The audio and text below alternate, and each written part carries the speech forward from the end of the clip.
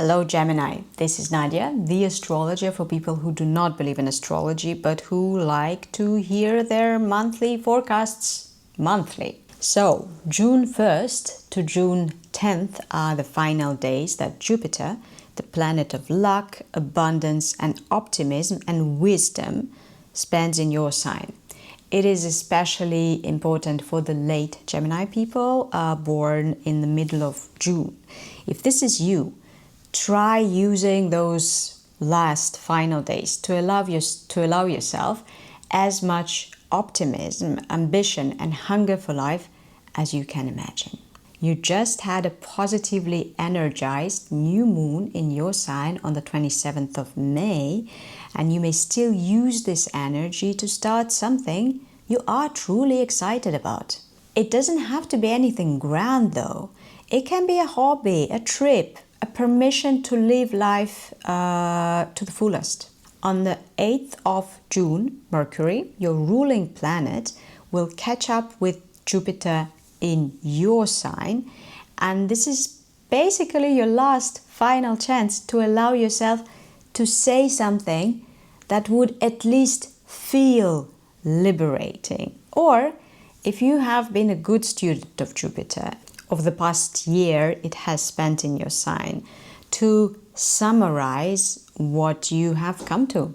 In slightly worse news, Venus, the planet of beauty, love, art, pleasure, will be spending the month, most of it, starting the 6th of June in Taurus.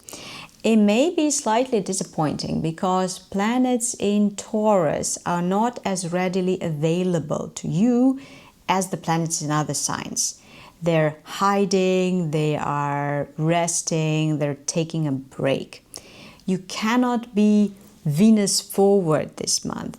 That is, you cannot prioritize being liked by everyone or to only have pleasant experiences. I'm sorry.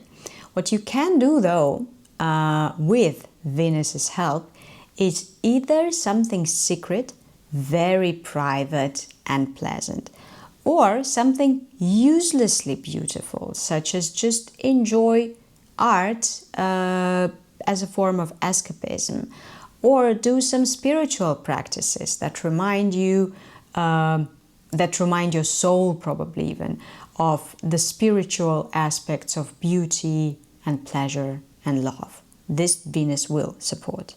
On the 11th of June, there will be a full moon in Sagittarius. Full moons illuminate, inform us, show us something, and Sagittarius rules your area of important one-on-one relationships. So this is where you may get an influx of information or feelings or images around that area of your life. It's a benevolent full moon, but it wouldn't support lying to yourself. So be receptive to whatever information you receive around those days. And now let's take a couple of steps back. On the 8th of June, Mercury is entering Cancer. And then on the 10th of June, Jupiter. That's the big deal because Jupiter will stay there for another year. And yes, to enter Cancer, Jupiter will have to leave your sign. But look at it that way. In your horoscope, Cancer rules personal finance, and wouldn't you want growth and abundance and luck in that area of your life? Well, Jupiter will spend another year in Cancer helping you do exactly that. To add to that, there will be a decisive and lucky and important new moon in Cancer on the 25th, after which it is vital that you set some financial goals for yourself, which will feel ambitious and optimistic and challenging, at least a little bit. Challenging, why? Because this new moon will be heavily influenced by a combination of Saturn and Neptune in Aries. These two are supposed to make you think seriously about the future that you want for yourself. So think about it seriously and make financial plans that would serve your future. On the 17th, Mars will enter Virgo, which will stimulate some action on the home front.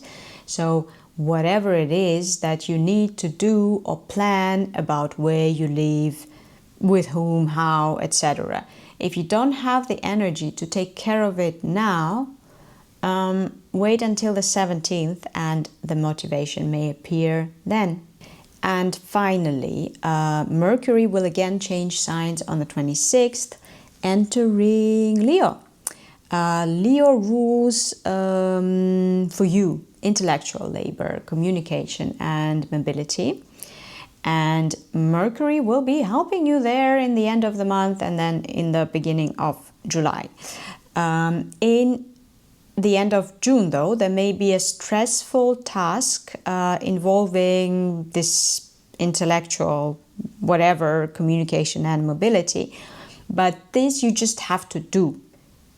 There's no way around it, but after you do it, it will go easier.